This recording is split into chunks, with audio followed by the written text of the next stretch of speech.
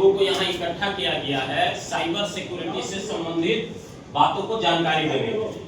Cyber security में बहुत सारी बातें आती हैं, उसमें इंटरनेट है, इंटरनेट का यूज करना, सेफली यूज करना, आपके अकाउंट्स हैं उसको सेफली यूज करना कि हम कैसे यूज करें कि उसमें वायरस नहीं आए, किसी तरह के मॉलवेयर नहीं आए, किसी तरह का आपके साथ फ्रॉड नहीं हो।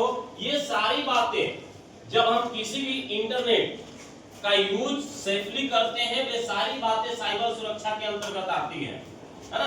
तो आप सब जानते हैं कि उसमें हमें क्या करना पड़ता है, फिर भी मैं रिमाइंड करा दे रहा हूं आप लोगों को कि कभी भी आप इंटरनेट यूज करें तो जो साइट आपको ऑथेंटिक नहीं लग रही है उस साइट को आप क्लिक न करें, उसको न खोलें।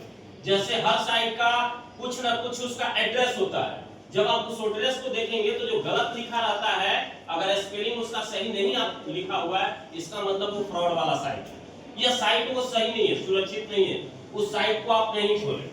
कोई भी आपके पास लिंक आ रहा है, उस लिंक को क्लिक करने से पहले आप गौर से एक बार उसको अच्छे से देख लें।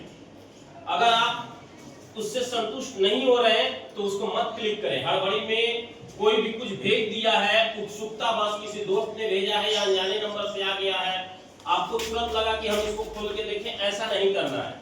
अगर आप इस तरह से करते हैं तो हो सकता है कि आपका डेटा लीक हो जाए। केवल अकाउंट लीक होना ही साइबर में नहीं आता है, आपका पर्सनल डेटा भी आता है। हो सके आपने फोटो रखा है, आपने उसमें अपना कोई वीडियो रखा है, आपने उसमें कुछ अपने मैसेज रखे हैं और आप उस पर क्लिक करें और उसके माध्यम से वो आपके गैलरी तक पहुंच गया। आजकल हर ऐप आ रहा है, किसी भी ऐप को पहले आप परमिशन दीजिए तब जाकर के वो आपको वर्क करता है ना।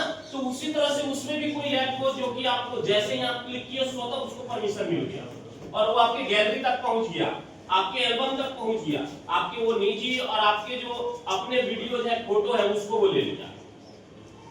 तो ये भी साइबर सिक्योरिटी में आता है कि आप अपने डेटा को, आप अपने इंफॉर्मेशन को कैसे सुरक्षित रखें और उसके लिए हमें जानकारी होना होगा, सतर्क होना होगा। किसी भी तरह के चीजों अनजाने लिंक को क्लिक करने से हमें बचना होगा। प्रयास हमें ये करना है कि किसी भी तरह के अनजाने लिंक को हम क्लिक नहीं करें। क्लिक करने से पहले उसको 2 बार हम जांचें जरूर, तभी जाकर के क्लिक करें।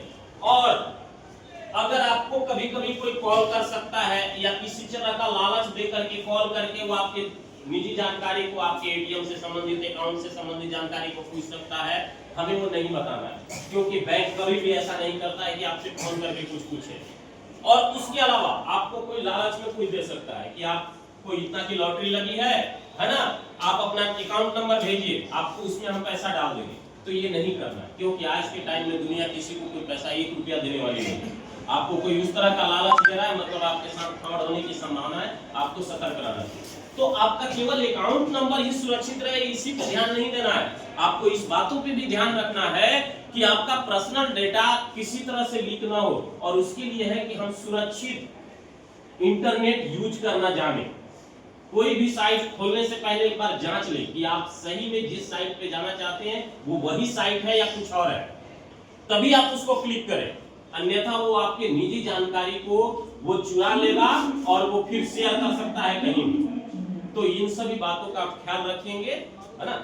इसके साथ ही मैं चाहूंगा अगर नितेश सर या ललन सर कुछ बोलना चाहें।